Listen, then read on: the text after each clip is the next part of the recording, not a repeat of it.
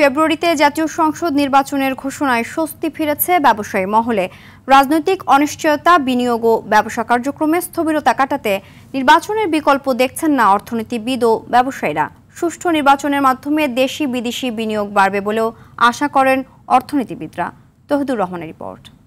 আগে 2026 সালের ফেব্রুয়ারি মাসে জাতীয় নির্বাচন অনুষ্ঠানের আয়োজন করেন। জুলাই গণঅভ্যুত্থান দিবস উপলক্ষে জাতির উদ্দেশ্যে দেয়া ভাষণে প্রধান উপদেষ্টা ডক্টর মোহাম্মদ ইউনূস আগামী ফেব্রুয়ারিতে জাতীয় নির্বাচন হবে বলে আশা করেন। প্রধান নির্বাচন কমিশনারও ফেব্রুয়ারিতে নির্বাচনের প্রস্তুতি নিচ্ছেন। এতে রাজনীতিবিদদের পাশাপাশি ব্যবসায়ী মহলও খুশি। তারা বলছেন, হাসিনা সরকারের রেখে যাওয়া অনিয়মের কারণে এমনিতেই চাপে ছিল ব্যবসা বাণিজ্য। ছাত্র জনতার গণঅভ্যুত্থানের পর অনিয়ম দুর্নীতি বন্ধে নানা কর্মসূচি হাতে নেয় সরকার। তবে রাজনৈতিক অস্থিরতা ও সহিংস আন্দোলনের ফলে ক্ষতিগ্রস্ত হয় ব্যবসা বাণিজ্যের পরিবেশ।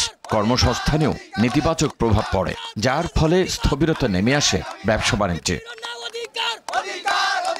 তবে প্রধান উপদেষ্টা নির্বাচনী ঘোষণার ফলে ব্যবসা বাণিজ্যে গতি ফিরবে বলে আশা করছেন ব্যবসায়ীরা। নির্বাচনের মাধ্যমে টেকসই প্রবৃদ্ধি হবে বলে দৃঢ় বিশ্বাস তাদের। আমরা এই জন্য খুবই আশাবাদী এবং খুশি যে ইলেকশনের পরই যখন একটা সত্যিকারের জনগণের সরকার প্রতিষ্ঠা হবে, তখন একটি ব্যবসা বান্ধব এবং বিনিয়োগ বান্ধব পরিস্থিতি সৃষ্টি হবে এবং লোকাল ইনভেস্টমেন্টের সাথে সাথে বিদেশি বিনিয়োগও সত্যিকার অর্থে অনেক পরিমাণে আসবে।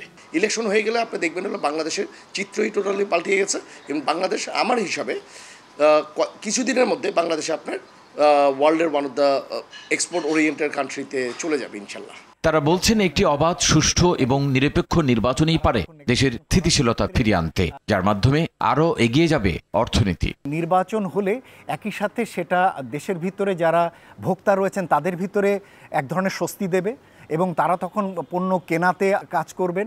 একই সাথে বিনিয়োগ বাড়লে কর্মসংস্থান তৈরি হবে, মানুষের আয় তৈরি হবে। যখন নির্বাচনী শিডিউল ঘোষণা করা হবে, তখন আবার কি ধরনের হানাহানি মারামারি বাংলাদেশের ঐতিহ্য অনুযায়ী কি ধরনের পরিস্থিতি তৈরি হয়, সেইটা কিভাবে সামাল দেওয়া যাবে, এটাও কিন্তু বিনিয়োগ পরিস্থিতির সঙ্গে ওতপ্রোতভাবে জড়িত। চলতি অর্থ বছরের প্রথম প্রান্তিকে বৈদেশিক সরাসরি বিনিয়োগ উল্লেখযোগ্য হারে বাড়ে। একই সঙ্গে ব্যাংকিং খাতেও ইতিবাচক অগ্রগতি দেখা গেছে। এ অবস্থায় সফলভাবে নির্বাচন সম্পন্ন হলে দেশে বড় আকারের বিনিয়োগ হবে বলে আশা ব্যবসায়ীদের।